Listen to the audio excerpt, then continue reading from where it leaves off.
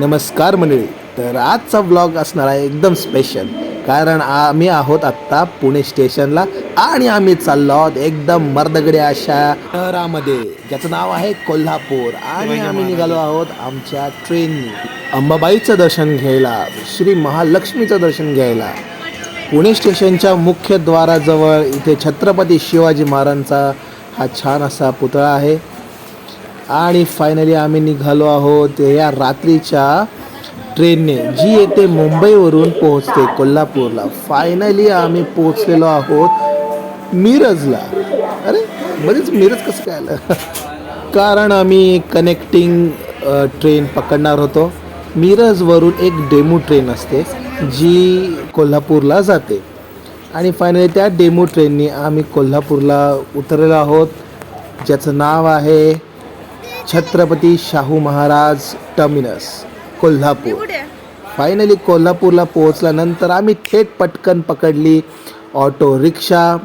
पण ते रिक्षा पकडण्यासाठी बरंच असं चालावं लागलं, कारण कोल्हापूरच्या रेल्वे स्टेशनकडे बघितल्यावर मला असं एकदम जुने पुणे आठवले. फायनली पकडली आम्ही कोल्हापूर रेल्वे स्टेशनच्या बाहेरून रिक्षा.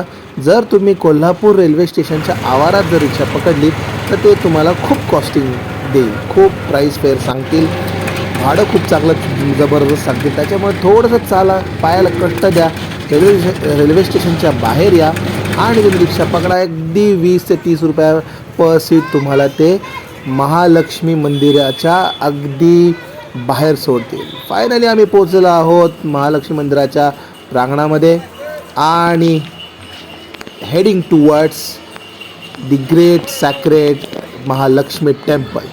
आज जाताना मंदिराच्या ट्रस्टने चप्पल काढायची व्यवस्था केलेली आहे.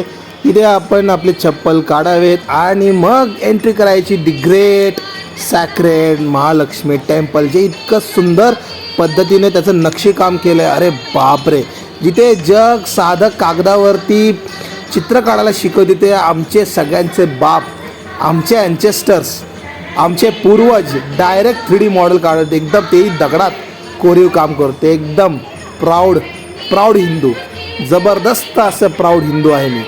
कारण ज्या वेळेला मी या महालक्ष्मी मंदिरात येतो त्या वेळेला जबरदस्त असं नक्षीकाम बघायला मिळतं आणि दी ग्रेट आर्ट बघायला मिळते. मंदिरात जाताना ही अशी रांग लागते, त्याच्यामध्ये पुरुषांची आणि महिलांच्या 2 वेगळ्या रांगा असतात. पण हळूहळू जसं तुम्ही पुढे सरकाल तसं ती रांग एक होऊन जाते. जास्त वेळ नाही मला लागला, कारण मी ऑड दिवशी गेलो होतो, त्याच्यामुळे इथे जास्त काय मला वेळ नाही लागला. मी अगदी अर्ध्या पाऊण तासातच मी आत पोचलो. इतर माझे मित्र जेव्हा जाऊन येतात त्यांना वेगळा अनुभव येतो, पण मी एकदम पटकन असं माझं दर्शन झालेलं आहे. महालक्ष्मी अंबाबाईला भेटल्यानंतर डोक्यातलं बरंच काही सांगितलं, अगदी हृदयापासून सांगितल्यानंतर आता आपण पाहूया ह्या जबरदस्त मंदिराची हिस्ट्री. कोल्हापूरचे श्री महालक्ष्मी मंदिर हे भारतातील एक प्राचीन व पवित्र शक्तिपीठ मानले जाते.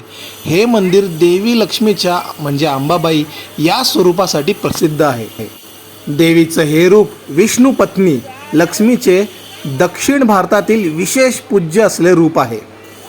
हे मंदिर सुमारे 12व्या शतकात चालुक्य राजा कर्णदेव यांनी बांधले असे मानले जाते. हे एक शक्तिपीठ आहे.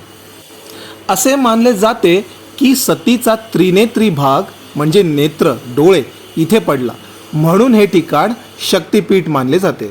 मंदिर हेमाडपंथी शैलीत बांधले गेले असून काळ्या दगडात हे कोरलेलं आहे.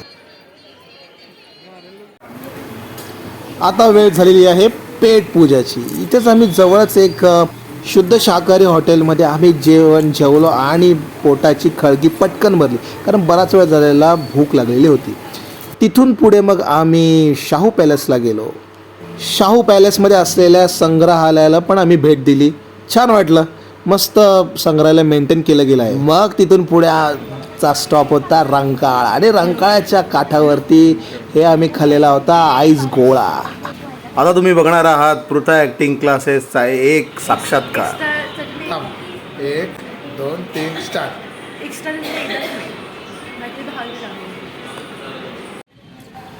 फायनली अख्खा दिवसभर फिरून झाल्यानंतर कोल्हापुरी चप्पलमध्ये अख्खं कोल्हापूर फिरल्यानंतर पाय खूप दुखत आहेत आणि डोळे पण भिरभिरले आहेत आणि आता जायची वेळ झालेली आहे पुण्याला.